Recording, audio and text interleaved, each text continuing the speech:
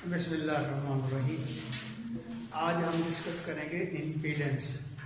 Impedance basically हर किस्म की resistance और रिएक्टेंस का जो सम है उसको हम इम्पीडेंस कहते हैं। ये देखिए, हमने ये कहा था कि एक एसी सर्किट में कौन कौन सी चीजें जो हैं, कौन कौन से कंपोनेंट जो हैं करंट को कंट्रोल करने के लिए इस्तेमाल किए जाते हैं।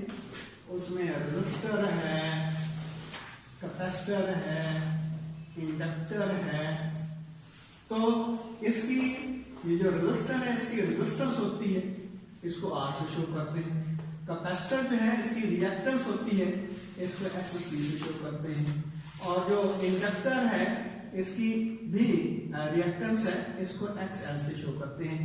ये कहलाती है इसकी कैपेसिटर रिएक्टेंस, ये कहलाती है इंडक्टिव रिएक्टेंस। तो इंडक्टिव रिएक्टेंस और कैपेसिटिव रिएक्टेंस भी चार्ज कैरियर की मूवमेंट को अपोज करती हैं, लेकिन इनकी जो पोजीशन का जो फिनोमेना है तीनों का एक दूसरे से डिफरेंट है। अब मिसाल के तौर पर रेजिस्टेंस को ले लें, तो रेजिस्टेंस में क्या होता है? रेजिस्टेंस में ये होता है कि जब किसी भी कंडक्टर के थ्रू चार्ज कैरियर मूव करते हैं तो चार्ज कैरियर की कोलिजन होती है किनके साथ? भी लैटिस पॉइंट्स के साथ।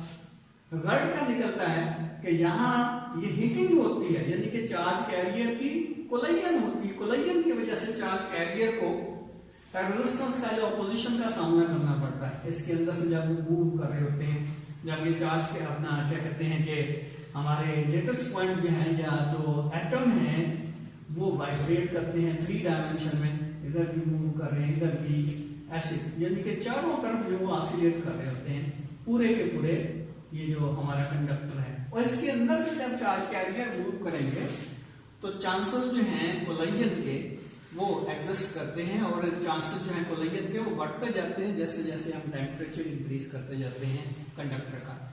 तो इसका मतलब ये रेजिस्टेंस जो है बेसिकली वो चार्ज कैरियर की कोलिजन होती है लैटिस पॉइंट्स के साथ। और इसीलिए हम कहते हैं कि जो रेजिस्टेंस है उसका बिहेवियर एसी के लिए भी उसी तरह का होता है जिस तरह का डीसी के लिए होता है। यानी कि इसकी फ्रीक्वेंसी, एसी की फ्रीक्वेंसी चेंज करने के बावजूद इसकी रेजिस्टेंस में कोई फर्क नहीं पड़ता, क्योंकि वो तो कोलिजन होगी। पार्टिकल आगे की तरफ जाएंगे, पीछे की तरफ आएंगे, या जैसे भी मूव करेंगे तो उनकी कोलिजन होगी लैटिस पॉइंट्स के साथ, जिसकी वजह से क्या होगा?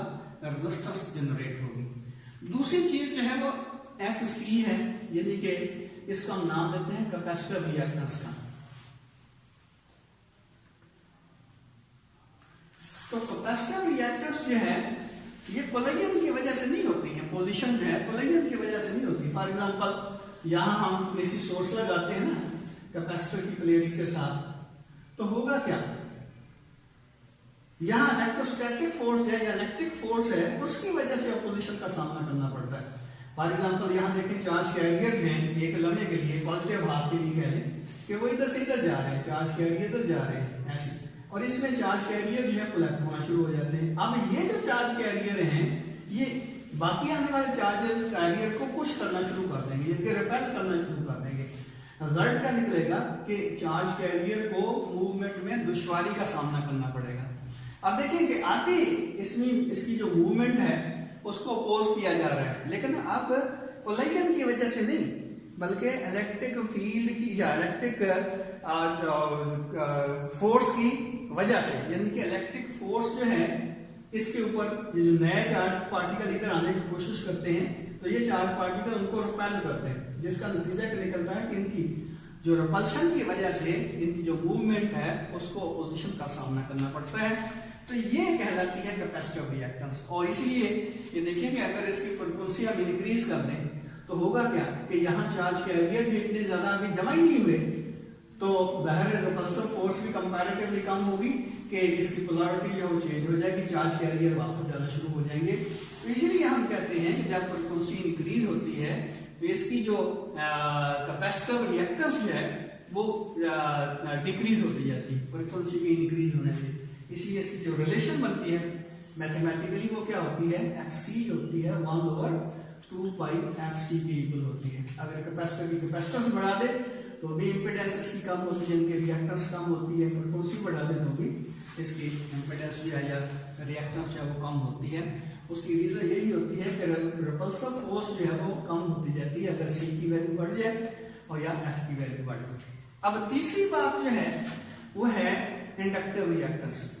तो इंडक्टिव रिएक्टेंस जो होती है वो ऐसे समझ लें कि ये है due to the magnetic force.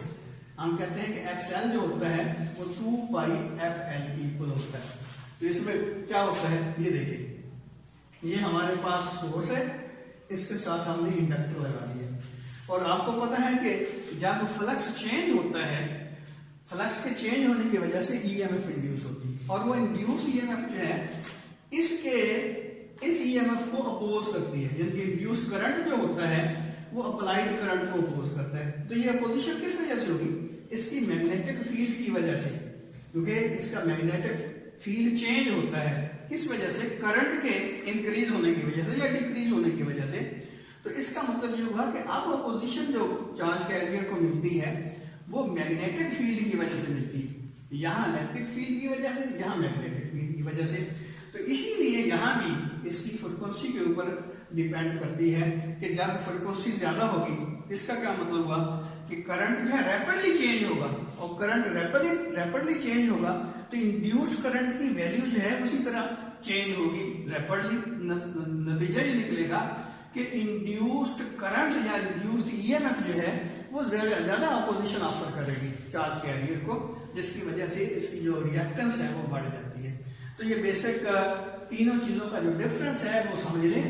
Resistance जो होती है, रेजिस्टेंस जो होता है उसकी जो रेजिस्टेंस है वो पार्टिकल्स की कोलिजन की वजह से होती है और कैपेसिटिव रिएक्टेंस जो है इलेक्ट्रिक फील्ड की रिपल्शन की वजह से होती है और इंडक्टिव रिएक्टेंस जो मैग्नेटिक फील्ड की रिपल्शन की वजह से होती है। अब अगली बात जो है कि इंपेडेंस क्या होती है। तो इंपेडेंस बेसिकली इन तीनों का जो सम है, यानी कि रेजिस्टेंस का, कैपेसिटिव रिएक्टेंस का और इंडक्टिव रिएक्टेंस का, इन तीनों का जो सम है उसको हम नाम देते हैं इंपीडेंस का। और इंपीडेंस को आमतौर पर Z से शो करते हैं। Z किसके बराबर होगा? R plus XC plus XL, यानी कि रेजिस्टेंस और रिएक्टेंस का जो सम होता है वो होगा इंपीडेंस के बराबर। अब ये इंपीडेंस में किस तरह निकाली जाती है? अच्छा याद रखिए, जो रेजिस्टेंस है उसके यूनिट भी ओम होते हैं, कैपेसिटिव रिएक्टेंस के यूनिट भी ओम ही होंगे और इंडक्टिव रिएक्टेंस के यूनिट भी ओम होंगे। तो इसीलिए तो ये सारी चीजें आपस में जमा हो रही हैं, एडअप हो रही हैं। ये पुरानी बात जो मैथमेटिकली हम पढ़ते आए हैं कि सेम क्वांटिटीज जो हैं उनको ही आप एक दूसरे में एडअप कर सकते हैं और एक दूसरे में सब्ट्रैक्ट कर सकते हैं। तो बिल्कुल इसी तरह अगर इनकी नेचर सेम होती तो ये एडअप ना हो सकते। इसके रेजिस्टेंस जो है इसके यूनिट भी ओम, इसके भी ओम यूनिट, इसके भी यूनिट जो है वो ओम ही रहेंगे। तो ज़ाहिर है इंपीडेंस के यूनिट भी ओम ही रहेंगे। अब ये किस तरह हम Z जो है किस तरह हासिल कर सकते हैं? वही पुराना तरीका कि VRMS ओवर IRMS। तो VRMS root mean square voltage जो सोर्स की, और इसमें जो करंट डिवेल्प हुआ उसकी वजह से उसकी जो RMS वैल्यू है, क्योंकि ये होती है इफेक्टिव वैल्यू। VRMS भी इफेक्टिव है एक्चुअली, और IRMS जो है वो भी इफेक्टिव करंट है। तो effective voltage over effective current की जो रेशियो होगी वो इंपीडेंस कहलाएगी और इंपीडेंस के यूनिट होंगे वो भी ओम ही होंगे। तो ये चंद बातें थी इंपीडेंस के लिए। अब थोड़ा सा आगे हम डिस्कस करते हैं और ये है RL और RC सीरीज सर्किट।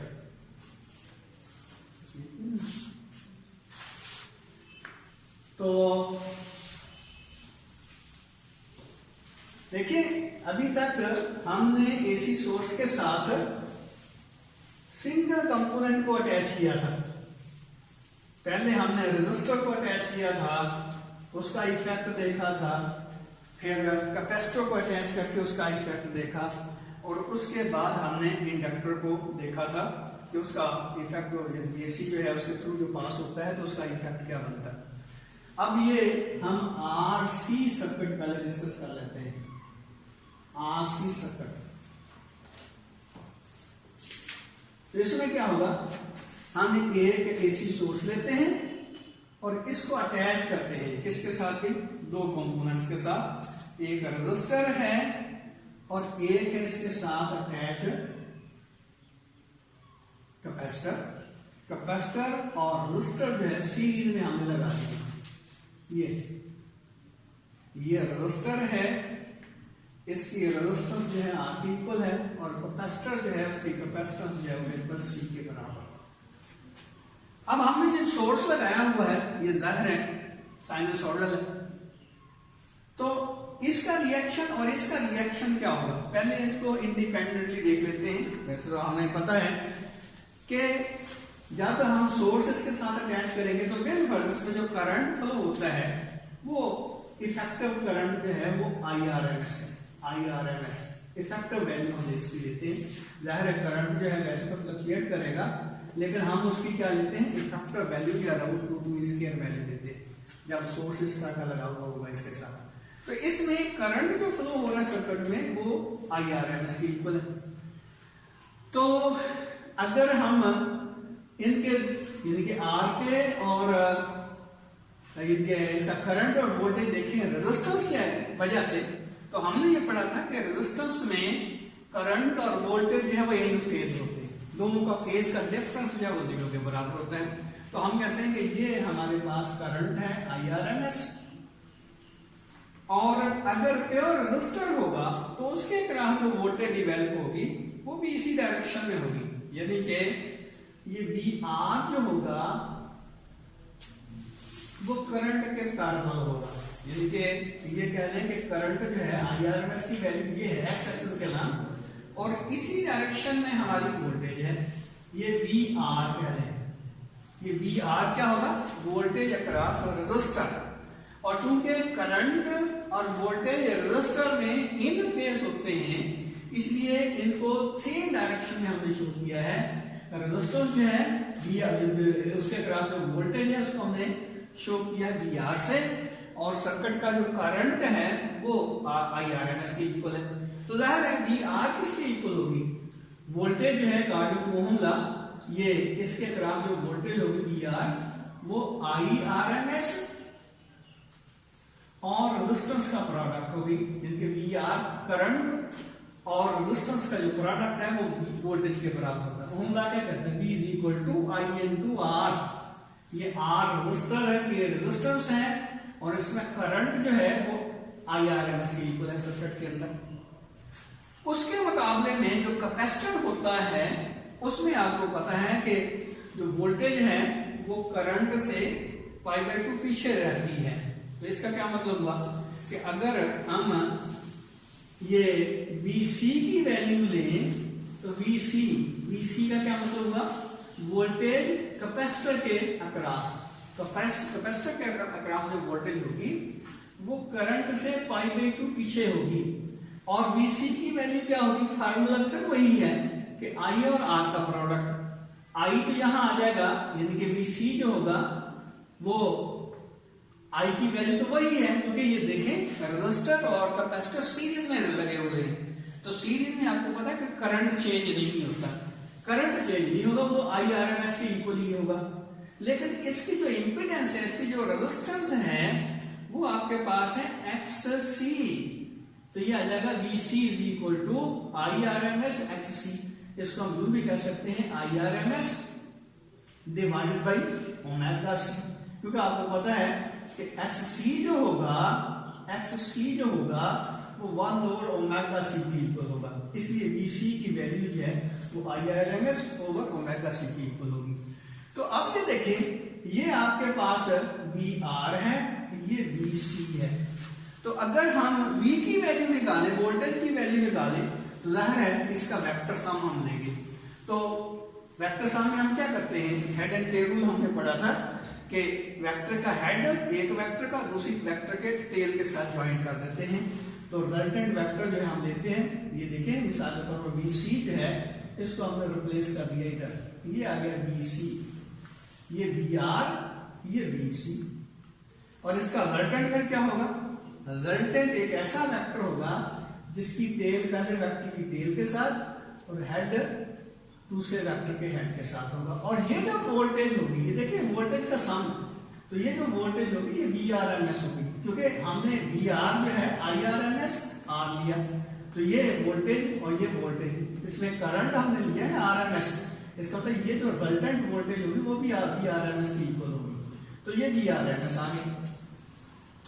अब वी आरएमएस किसके इक्वल होगा?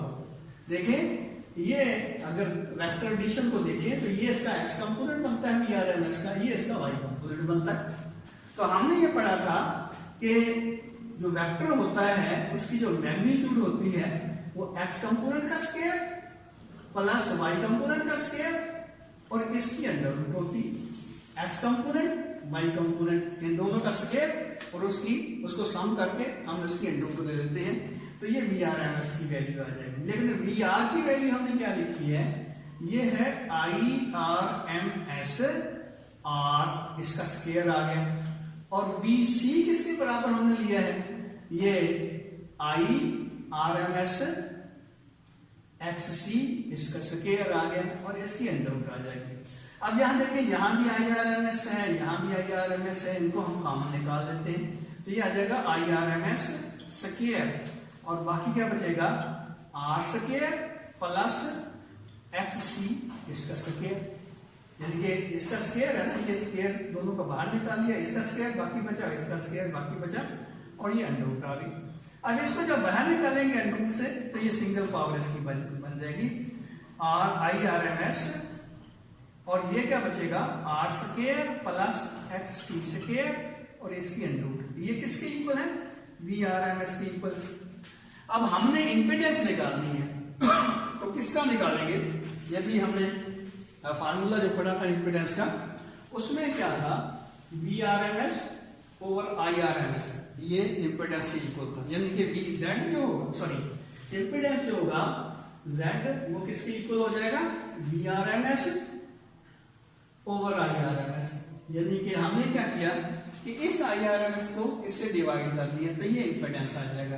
यानी कि हम लिख सकते हैं R square plus X C square और इसकी अंडर रूट। तो सिंपल बात क्या हुई? अब आर की वैल्यू जो है वो तो आर के इक्वल ही होगा। इसकी एक्स सी की वैल्यू हमने किसका निकाली थी? Impedance R square plus 1 over omega C, इसका स्क्वायर आ जाएगा, क्योंकि एक्स सी किसके इक्वल होता है?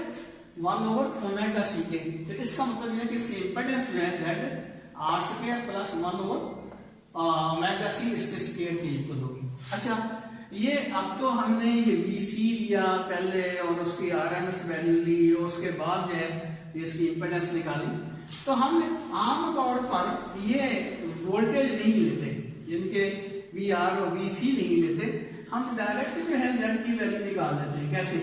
हम देखते हैं कि हमारी जो जिस डायरेक्शन में वोल्टेज है अक्रॉस रेजिस्टर और जिस डायरेक्शन में वोल्टेज है अक्रॉस कैपेसिटर, उनको रिप्लेस कर देते हैं। इसको भी इंपीडेंस है, इसको भी इंपीडेंस है, यानी कि हमारा जो नया जो वेक्टर का स्केच बनता है वो कुछ नहीं बनता है कि इधर हम ले लेते हैं आर,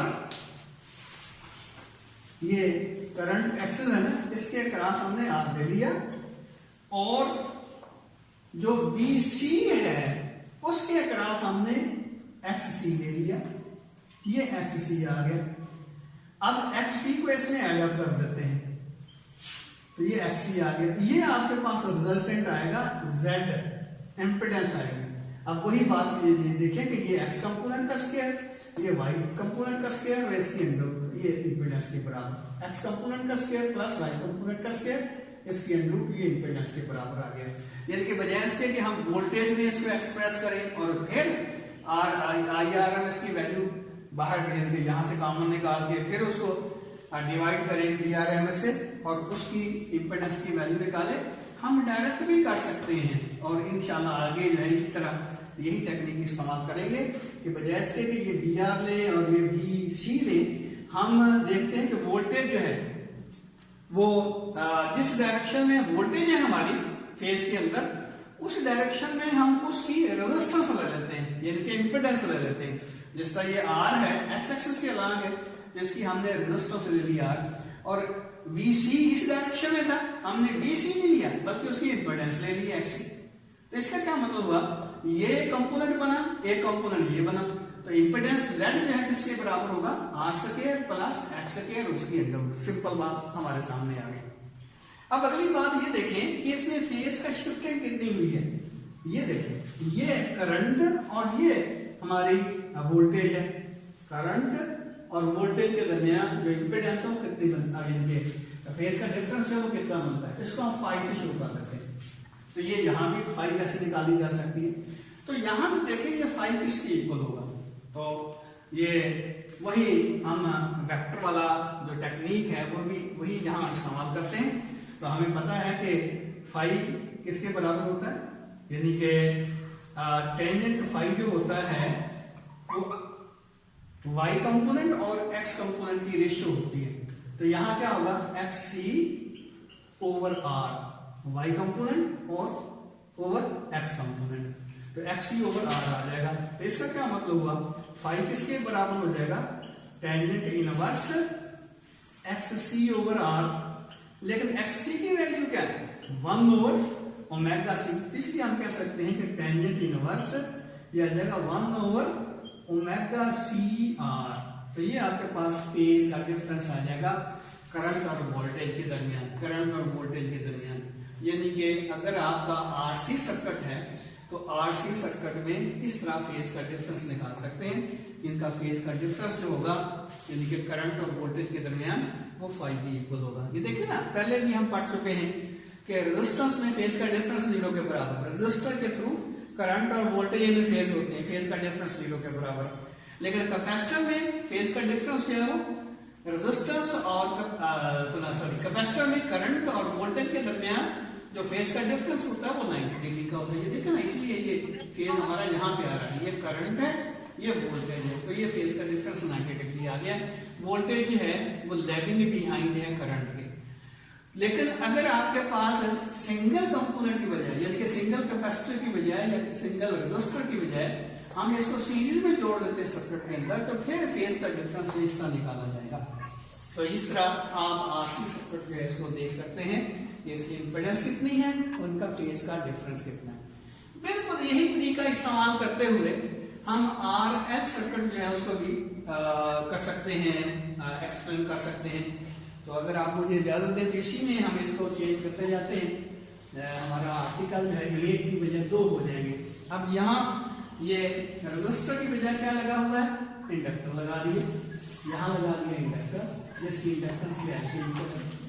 तो उसमें क्या होगा ये देखिए, अच्छा ये देखेंगे, ये तो हमने उसके लिए किया था वोल्टेज निकाला था, हम यहाँ ये टेक्निक इस्तेमाल नहीं करते बल्कि डायरेक्ट ये टेक्निक इस्तेमाल करते हैं। इसको रेज कर देते हैं हम, और यहाँ देखिए ये आपके पास है, अब जो सर्किट है ये आर एल सर्किट है, आर एल सीरीज सर्किट है। यानी कि इसमें कैपेसिटर की बजाय हमने क्या लगा दिया है, रेजिस्टर के साथ इंडक्टर लगा दिया, ये R L circuit series circuit कहलाएगा। तो इसमें क्या करते हैं हम, ये हमारा एक्स एक्सिस है और एक्स एक्सिस के अलांग हम लेते हैं करंट को। ये करंट एक्सिस क्या है, IRMS इस डायरेक्शन में, और जाहिर है रेजिस्टेंस के अक्रॉस जो वोल्टेज होगी वो तो इसी डायरेक्शन में रहेगी, क्योंकि ये करंट और वोल्टेज इन फेज है। ये V, ये देखिए ये R ले लें, हम VR नहीं ले रहे, हम सिर्फ R ले रहे हैं। और इसी तरह जो वोल्टेज होती है इंडक्टर में वो करंट को लीड करती है, कितना, π/2। इसका क्या मतलब हुआ कि हमारा जो वोल्टेज होगी इंडक्टर के अक्रॉस वो पॉजिटिव वाई एक्सिस की तरफ होगी। तो इसको हम VL नहीं बल्कि हम लेते हैं ये XL, जिस तरह यहाँ XC डाउनवर्ड थी तो XL जो है वो अपवर्ड है, क्योंकि यहाँ जो है करंट लीड करता है π/2, यहाँ इंडक्टर में वोल्टेज लीड करती है π/2। इसका क्या मतलब हुआ कि ये XL अब ये आ जाएगा। तो क्या करते हैं, हम इसकी इंपेडेंस निकालना चाहते हैं, तो इस वेक्टर को यहां पे रिप्लेस कर देते हैं। ये आपके पास XL आ गया, तो इसका जो इंपेडेंस होगी वो इस वेक्टर से शुरू होगी, ये आ जाएगा आपके पास Z।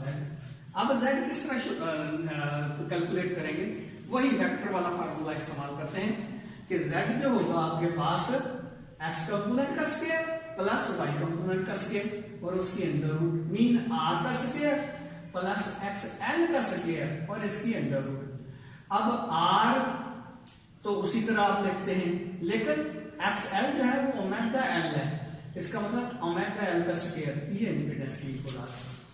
अब यहां भी आप एंगल निकाल सकते हैं, यानी कि ये एंगल जो हमारा रेजिस्टेंस और इंपीडेंस के दरमियान है, या दूसरे लफ्जों में ये कह लें कि ये इंपीडेंस का जो वेक्टर है एक्चुअली ये VRMS को शो कर रहा है।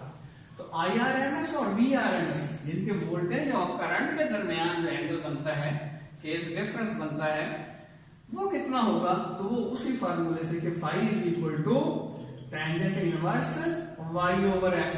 अब y क्या है यहाँ ओमेगा l और x क्या है r है। तो इस तरह आप अगर इंडक्टर और रेजिस्टर जो है उसको सीरीज में लगाते हैं तो वोल्टेज और करंट के दरमियान इस तरह एंगल जो है कि इसका डिफरेंस जो है निकाला जा सकता है।